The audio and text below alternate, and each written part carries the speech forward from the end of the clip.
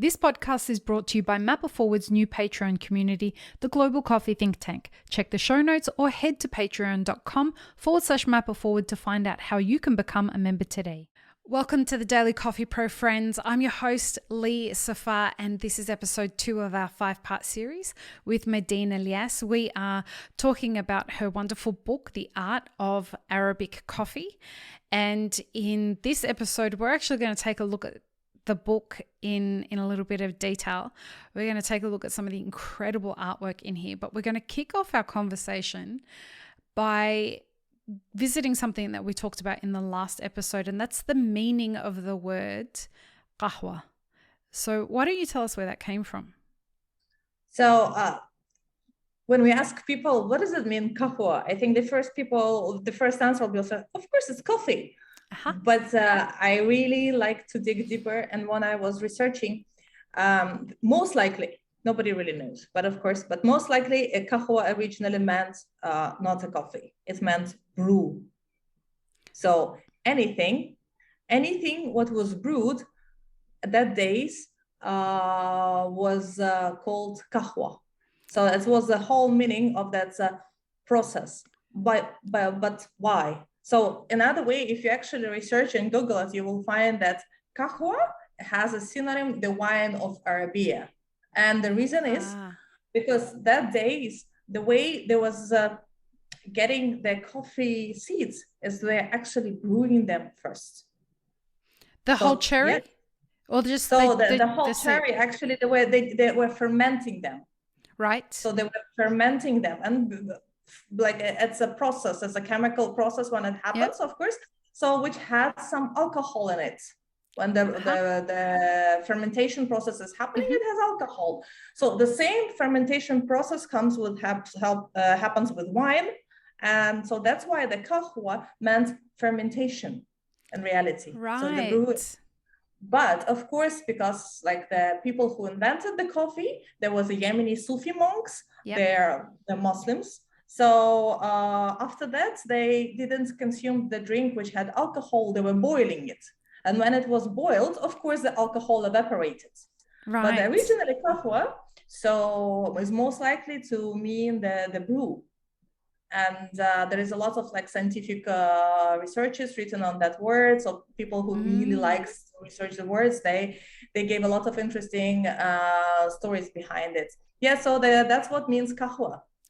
And the coffee which we drink, the coffee which we drink today is originated from the word qahwa. Right. Something that I learned from your book is that there's another beverage that's called qashr or ishr, which we drink today in the West. It's called cascara. So, but an interesting thing about cascara is it's not allowed to be imported into every country. So because cascara is a fermented product, it comes from fermentation, and they can't guarantee that it hasn't got any microbes on it. Yeah. Not every country allows it to be imported for quarantine reasons. But I was really interested to hear from this great book that cascara was actually something that was also drunk by still. But it was drunk back then too, right? Yeah. So what is exactly as cascara or kashr in Arabic? If you translate kashr from Arabic, it means just like a shell. So it's a skin. It's a skin of the coffee beans. And the people who were known to be also consuming it for the first time were also Yemenis. Wow. The population who were not able to afford the coffee originally, because the coffee was a most expensive drink, and then the most it's still now is like quite of course now it's more or less affordable, but each community was trying to find another solution, another option, what to do and so they brewed a drink. Yemenis were also the first to create this, and we need to thank them for this. So they brewed a drink out of the shells, and they were adding the same spices. So that it was a drink with a ginger, it has a drink with cinnamon and a cardamom. And believe me, I tried it. It tastes amazing. It has much less caffeine. and the health benefits are enormous. And actually, maybe not people not so sure, but like there is recent like theories that the shells have much more vitamins and much more nutrition than the nut on its own, if it's preserved properly, if it's not fermented, if it's sun-dried. Wow. So we need to keep in mind that Yemen is going to be one of the first countries which will run out of water. Really? So they have, yeah, so they have a really devastating situation. There is no, so the local families who are growing coffee there right now, they cannot afford to, to use water for coffee. So when they need, so like, for the business, maybe on a global level, it's very challenging for them, but from a sustainability perspective, it's incredible because they're preserving the water, and then the shells and the coffee have a time to actually to have the taste, to actually to save this taste. Mm-hmm. And there was the kashar, which I'm personally buying and brewing at home. I'm getting from Yemen. We are luckily neighbors here, so it's pretty easy to get it. So it was not fermented. It was completely sun-dried. Wow. What does it taste like? How do you describe the flavor? It tastes as a tea. It tastes as a tea. It tastes because, and especially if you brew it with ginger and cardamom, it doesn't have a coffee taste at all. It has caffeine. It has caffeine and this, but I've just been actually in Belgium in a chocolate factory, and it was very funny because the owners of the chocolate factory, they started brewing the drink out of the cacao shells. Oh, wow. Yeah, so they came up with a tea with the cacao shells, brewing them with the same spices, with ginger, with cinnamon and everything. And I had like a parallel. So I was like, okay, world is moving the right direction. So we become more responsible to actually not to waste. Exactly. So it's the same thing. So kasher is it's a health remedy. Yeah. And we're going to do a whole episode in this series about the health remedies. And for those in the coffee industry that are listening to this, I know that they're like saying, but you shouldn't be adding anything to coffee. You should just be Okay. Can you just put that part of your brain, your coffee brain, aside for a second?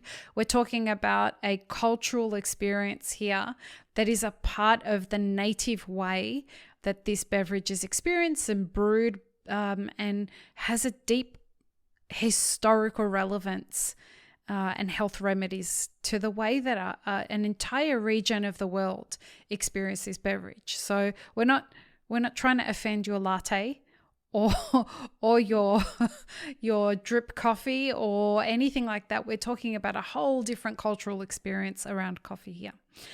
So getting to your book, The Art of Arabic Coffee, I have to tell you, a real highlight in this book is the artwork.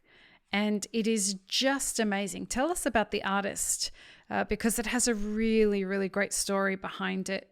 And I'm just holding up some of the artwork for the on the video version of the podcast now. And I'm just going to flip through some of it while you're telling us about this artist. So it has an interesting story. The artist, her name is Olha. Olha, and she's from Ukraine. That's a interesting coincidence. So when we signed the contracts with her, it was January, and I already had images like created by me. So the ideas were all done by me, and I was telling her what I want to see there. But of course, she's the one who created them. And then, as we all know, in February, she was in the middle of the work. Half of this was done, half of it was like not yet. Ukraine was invaded, and her city was completely destroyed. So she's from Kharkov, and this is the city which is completely erased. Nothing is left. So she was forced to flee. She was forced to flee with her kids to Czech Republic.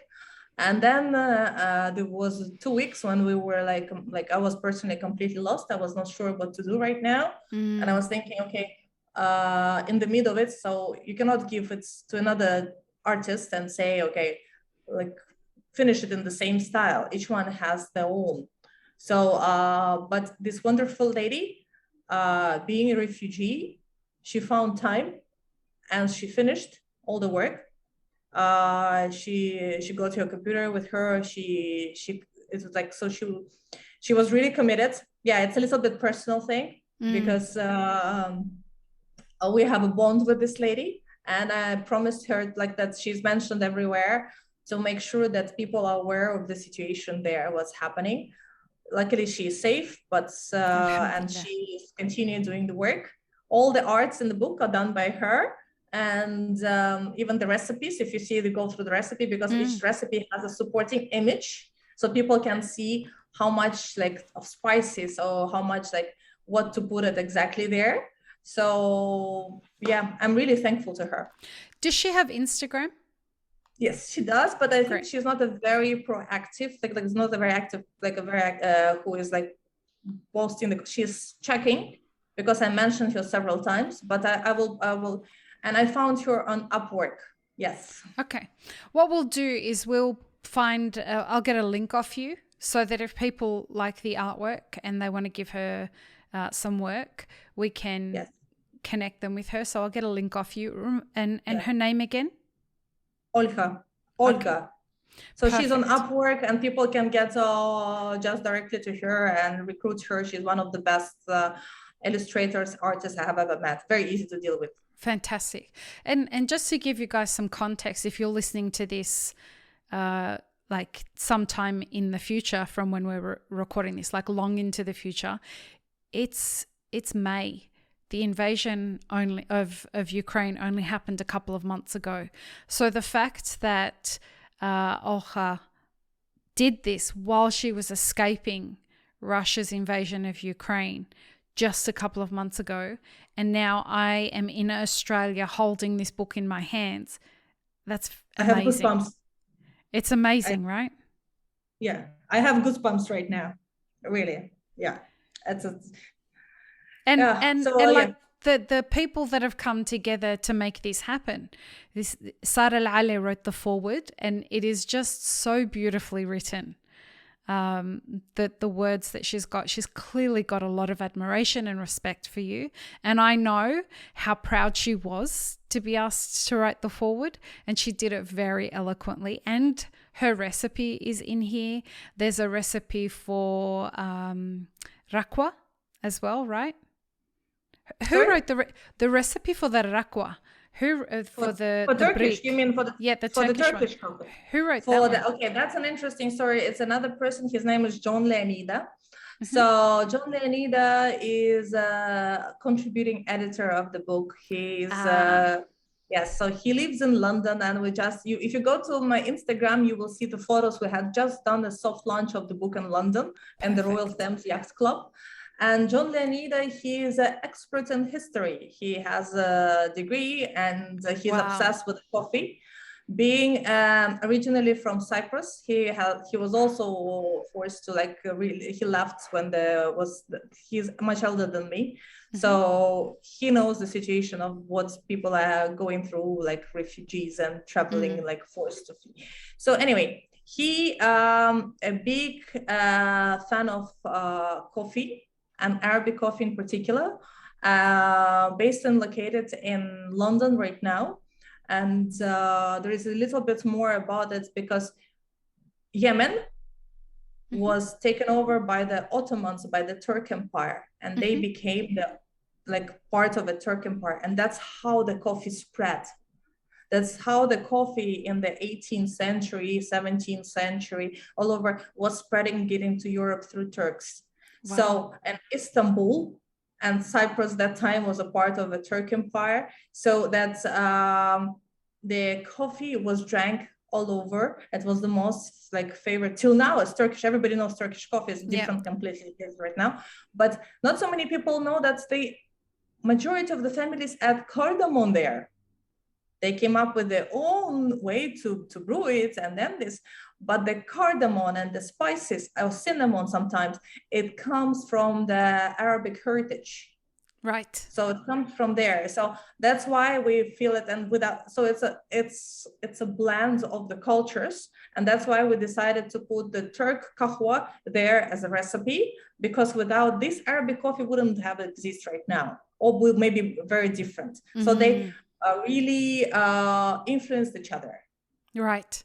So in this book, as we wrap up this episode and head into the next one, in this book you talk a lot about the rituals of Arabic coffee, which is as important as the flavor of the coffee. And there are rituals to making it and rituals to serving it and rituals to drinking it. So let's talk about that in the next episode.